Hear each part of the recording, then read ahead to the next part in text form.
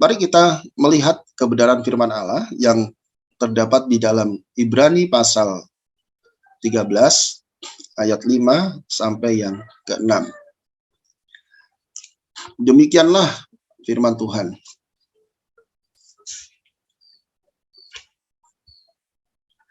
Janganlah kamu menjadi hamba uang, dan cukupkanlah dirimu dengan apa yang ada padamu. Karena Allah telah berfirman, aku sekali-sekali tidak akan membiarkan engkau, dan sekali-kali tidak akan meninggalkan engkau. Sebab itu, dengan yakin kita dapat berkata, Tuhan adalah penolongku. Aku tidak akan takut. Apakah yang dapat dilakukan manusia terhadap aku? Ada kata yang menarik di sini. Yang pertama adalah Tuhan adalah penolongku. Kata ini sangat menarik bagi saya. Sebab kata Tuhan atau dalam terjemahan Yunani itu, tulisan Yunani itu kurios, dengan menggunakan modus kasus nominatif. Lalu kemudian penolongku diterjemahkan dari kata Yunani boitos, itu juga nominatif. Yang menarik, dua kata ini sama-sama nominatif.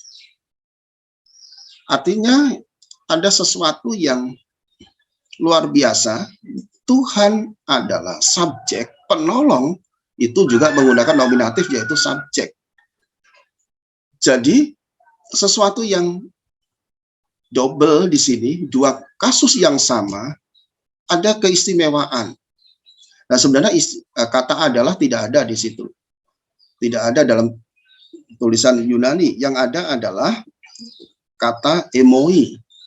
Emoi itu kata ganti orang pertama tunggal dengan kasus datif.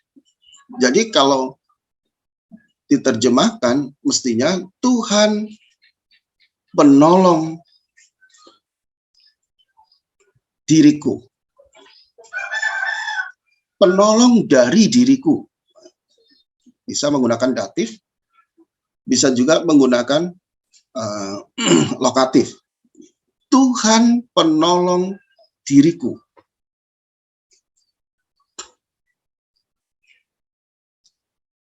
Nah, kemudian ada juga kata yang menarik. Oleh karena Tuhan penolong diriku, nah ini akibatnya, aku tidak akan takut, itu akibatnya.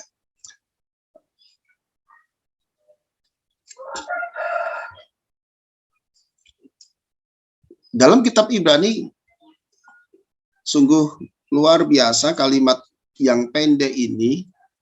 Dari kalimat yang saya tulis, yang saya ketik ini, itu sudah menandakan atau mencerminkan, mengungkapkan sesuatu yang hebat. Apa sih yang ditakutkan oleh manusia? Apa sih yang sedang kita hadapi? Apa sih yang sedang melanda diri kita? Apa saja? Nah, kalau kita lihat di ayat yang kelima bagian A dan B di situ, berkaitan dengan tidak menjadi hamba uang. Janganlah kamu menjadi hamba uang. Cukupkanlah dirimu. Jadi kalau saya lihat di sini ada hal-hal yang praktis. Ada hal-hal yang sebenarnya dibutuhkan setiap hari dalam kehidupan kita. Pertama adalah uang. Kedua adalah harta, materi. Sampai hal yang praktis pun. Kurios. Tuhan penolong dari diri kita. Jangan takut dengan situasi, dengan keberadaan, dan juga kondisi sekarang ini. Kalau penulis Ibrani pada waktu di masa lalu, nah ini penerapannya di masa kini untuk kita semua. Jangan takut. Apalagi calon-calon hamba Tuhan, calon-calon pendeta yang paling banyak hadir pada pagi ini. Jangan takut. Dimanapun Tuhan tempatkan, atau Anda ketika selesai lalu kemudian masuk dalam ladang pekerjaan Tuhan di mana saja. Mungkin Anda tidak mendengar suara Tuhan secara langsung bahwa Anda ditempatkan di salah satu tempat yang menjadi tempat pelayanan Anda. Karena ada orang yang mengklaim, oh saya mendengar suara dari Tuhan. Ataupun Anda tidak mendengar suara dari Tuhan secara audible. Tapi Anda membaca Alkitab. Alkitab adalah firman Allah tanpa salah. Alkitab adalah suara Allah tanpa salah. Jadi seketika dan setiap hari kita membaca Alkitab, kita mendengar suara Tuhan. Pada pagi ini juga, ini suara Tuhan yang terdapat di dalam kitab Ibrani 13 ayat 5 dan 6. Jangan takut dimanapun kita ada, dimanapun kita pelayanan, apapun situasinya. Aneh kalau hamba Tuhan itu takut mati. Dalam kamus dalam diri saya itu tidak ada istilah takut. Kecuali saya takut kepada Tuhan. Tapi kalau hanya takut tidak makan atau takut mati, yang kita takut itu pun terjadi juga, kita bakalan meninggal. Tidak takut makan itu berarti konyol. Kenapa? Karena kita diberikan hikmat oleh Tuhan. Dan yang paling penting, Tuhan penolong dari diriku sendiri. Itu sebabnya tidak takut. Nah, bagaimana cara Tuhan menolong sehingga kita tidak takut atau kita tidak takut dan kita yakin Tuhan pasti menolong? Cara Tuhan menolong seperti apa? Menurut kitab Ibrani, Tuhan berkata, aku sekali-kali tidak akan membiarkan engkau. Sekali aja tidak, apalagi berkali-kali. Aku sekali-sekali tidak akan membiarkan engkau. Ini cara Allah menolong. Kita tidak akan pernah dibiarkan. Kita tidak akan pernah diterlantarkan. Dan aku sekali-sekali, Allah sekali-sekali tidak akan meninggalkan, membiarkan juga tidak, meninggalkan juga tidak. Artinya Allah itu always, selalu ada. Dan ia adalah penolong dari diri kita, diri Anda dan diri saya. Ketika kita ada di tempat pelayanan, ketika kita sudah serius dengan pekerjaan Tuhan, disitulah Tuhan sekali-kali tidak akan membiarkan engkau. Nyatanya Pak, saya mengalami kesulitan. Ya, ada kesulitan, tetapi tidak ada pembiaran Allah dalam kesulitan itu. Ada kesulitan, tidak ada yang namanya Allah meninggalkan kita dalam situasi yang sulit. Lalu apa sih syaratnya supaya kita mendapat pertolongan dari Tuhan? Keyakinannya sudah luar biasa. Sekarang syaratnya apa? Pernah melihat ini? Pernah lihat gambarnya ini ya? Dan pernah punya uang sebanyak ini ya? Pernah lah, yang pernah jadi kaya itu pernah. Apakah gambar ini akan menolong Anda seumur hidup? Kita butuh yang ada di gambar ini. Tetapi uang ini bakalan berhenti menolong kita. 2 hari yang lalu saya mengunjungi jemaat yang sakit. Lalu saya sampaikan sederhana saja. Yang paling berharga itu sehat. Kalau Anda sakit seperti ini, makan tidak doyan, ya nggak ada selera makan, badan menggigil, panas dingin. Lalu di samping ada uang yang sekian banyak, saya bilang gitu. Apakah Anda tetap bahagia? Tetap melakukan aktivitas seperti saat sehat? Enggak, katanya. Ada batasan dari apa yang kita lihat di depan kita ini. Nah, bagaimana atau syarat mendapatkan pertolongan dari Tuhan supaya Anda dan saya selalu dengan prinsip tidak pernah takut. Ada keyakinan Tuhan penolong dari diriku sendiri. Lalu syarat supaya kita mendapatkan pertolongan Tuhan, yang pertama adalah tidak menjadi hamba uang. Mari kita lihat di ayat yang kelima, bagian A. Kalimat ini pendek. Kalimat ini sangat dalam maknanya. Janganlah kamu menjadi hamba uang. Jelas di situ ada kata perintah, janganlah kamu menjadi hamba uang. Tidak ditulis begini, janganlah kamu memiliki banyak uang, bukan ya. Tetapi ditulis, janganlah kamu menjadi hamba uang. Hamba uang adalah sikap hati cinta uang. Cinta uang dengan butuh uang itu berbeda. Tetapi terkadang kala perbedaan itu ditipiskan oleh mereka yang diperhamba oleh uang. Sebenarnya berbeda tajam. Butuh uang dan cinta uang. Perlu uang dan cinta uang. Itu sangat berbeda. Kalau butuh uang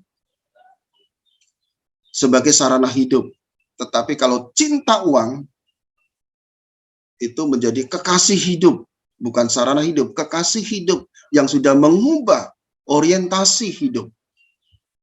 Itu sikap hati cinta uang. Mengapa kita tidak boleh menjadi hamba uang? Ini sudah terbukti bahwa akar segala kejahatan cinta uang. Akar segala kejahatan bukan uang. Terkadang kalau saya mendengar banyak khotbah-khotbah yang disampaikan oleh pendeta-pendeta itu, hamba-hamba Tuhan itu salah, tidak sesuai dengan Alkitab. Selalu mengatakan penyebab kejahatan adalah uang. Bukan. Uang itu netral. Yang menjadi kejahatan adalah cinta uang, sikap hati. Dan itu menjadikan seseorang hamba uang. Jadi kalau konsep psikolog, uang itu bisa penyebab kejahatan. Tetapi konsep Alkitab, akar segala kejahatan, cinta uang, bukan uang, bukan materi, tetapi sikap hati. Saya sering mendengar itu, wah udahlah seringlah itu. Gelarnya STH, MTH, DTH, Prof TH gitu. Tapi ketika bicara yang sederhana saja sudah tidak bagus. Uanglah yang menjadi kejahatan. Salah. Akar segala kejahatan cinta uang. Kalau mau baca di dalam 1 Timotius pasal 6 ayat 10a. Akar segala kejahatan adalah cinta uang, bukan uang. Yang kedua, mengapa kita tidak boleh menjadi hamba uang? Sebab cinta uang atau hamba uang membawa kemurtatan iman. Sudah terbukti. Pada zaman Timotius sudah banyak orang murtad oleh karena apa? Cinta uang. Awalnya sederhana. Kalau kita lihat di masa kini, itu sederhana awalnya, butuh pekerjaan. Lalu berdoa, berpuasa 3 hari 3 malam. Mendoakan pekerjaannya dan kemudian Tuhan memberkati sampai akhirnya pekerjaan itu menjadi dia kaya. Lama-kelamaan sang sumber berkat itu dia jauhi. Dia menjauh dari sang sumber berkat itu. Oleh karena apa? Sudah berubah sikapnya. Dari butuh uang menjadi cinta uang. Kita ada di tempat pelayanan, sulit atau tidak sulit. Tapi janganlah kita menjadi hamba uang. Butuh uang, tapi bukan pencinta uang. Bukan mabuk oleh uang. Bukan hamba uang. Lalu tipsnya bagaimana? Supaya kita tidak menjadi hamba uang. Apa yang perlu kita lakukan? Supaya tidak menjadi uang, kita harus memiliki perspektif yang benar. Cara pandang yang benar. Yaitu uang adalah berkat Tuhan. Uang adalah berkat Tuhan. Bukan Tuhan sebagai uang kita. Tapi itu berkat Tuhan.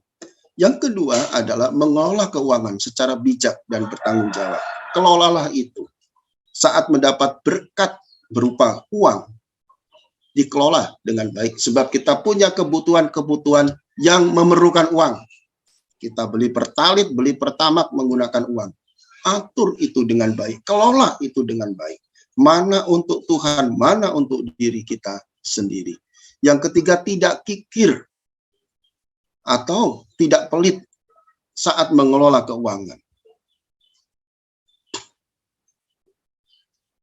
Yang keempat, harus ada batasan yang jelas, butuh uang dan hamba uang. Kalau mau mengalami pertolongan Tuhan, sehingga keyakinan kita itu semakin kuat dan membuahkan hasil dari keyakinan kita bahwa Tuhan penolong dalam diriku. Jangan takut. Dan Tuhan pasti memberikan pertolongannya. Caranya bagaimana? Jangan jadi hamba uang. Yang kedua, syarat mendapatkan pertolongan Tuhan. Yang kedua adalah tidak hedonis. Tidak hedonisme. Istilah ini sekarang populer. Ya, sangat banyak didengar, diterima, atau disebarluaskanlah istilah hedonisme. Mari kita lihat ayat 5 bagian B. Cukupkanlah dirimu dengan apa yang ada padamu. Cukupkanlah dirimu dengan apa yang ada padamu. Saya pernah tanya kepada mahasiswi di sekolah kita. Saya tanya, kamu punya sepatu berapa pasang? Ini yang wanita. Punya 3 pasang. Oh, lebih, Pak. Saya punya 4 pasang. Saya punya 5 pasang sepatu. Oh, kok banyak sekali? Apakah dipakai semuanya? Dipakai bersamaan gitu. Ke-5 pasang sepatu itu. Enggak, Pak. Kan ada satu momen ke gereja, kemudian pesta, lalu santai, olahraga, sepatu sneaker, lalu ya sepatu yang dipakai untuk kuliah setiap hari. 5 pasang. Kenapa enggak 2 saja atau 3? Ternyata 2-3 pasang itu belum cukup. Ya, 5 saja belum cukup. Belum lagi kalau browsing di Shopee, muncul lagi model baru, beli. Sampai akhirnya jadi hamba uang kan, tidak bisa mencukupkan diri, dan kemudian berikutnya adalah hedonis. Apa sih hedonisme itu? Hedonisme adalah obsesi hidup, yang adalah bersenang-senang menikmati hidup. Itu hedonisme. Orientasinya, obsesi hidupnya adalah kesenangan. Tujuan dari hedonisme adalah hidup semata-mata untuk membahagiakan diri. Hidup semata-mata ini untuk memuaskan segala keinginan hawa nafsu dan melampiaskan hawa nafsu. Memuaskan segala hawa nafsu dan melampiaskan hawa nafsu, itu hedonisme. Sederhana kalimat ini. Cukupkanlah dirimu dengan apa yang ada padamu. Hedonisme ini tidak saja melanda kaum entertain, tidak saja melanda pejabat, tidak saja melanda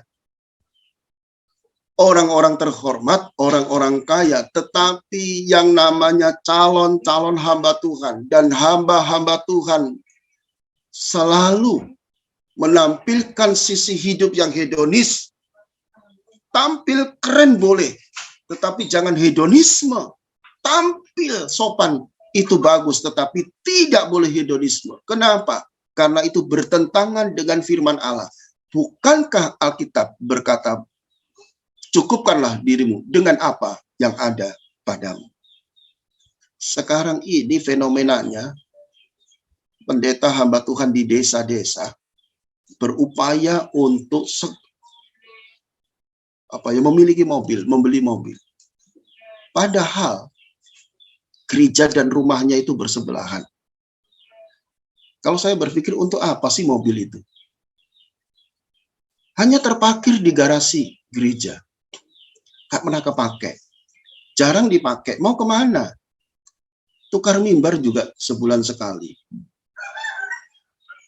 Apalagi dia tidak punya kegiatan bisnis. Gak maksimal.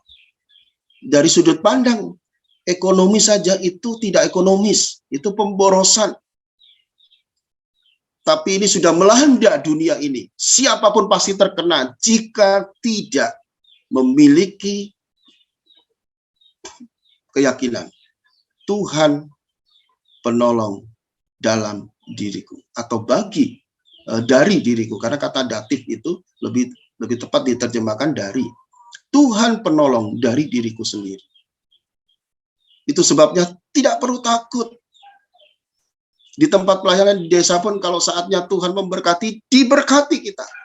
Saatnya Tuhan memelihara kita dengan sedikit berbeda atau lebih dari tahun-tahun yang lalu, Tuhan pun bisa mengerjakan ini. Gampang, bagi Tuhan gak ada yang sulit itu. Tetapi syarat supaya kita mendapatkan pertolongan Tuhan, yang pertama adalah jangan jadi hamba uang. Lalu yang kedua, jangan hedonisme. Cukupkan dirimu dengan apa yang ada padamu. Dan yang paling akhir, Tuhan Yesus memberkati. Shalom.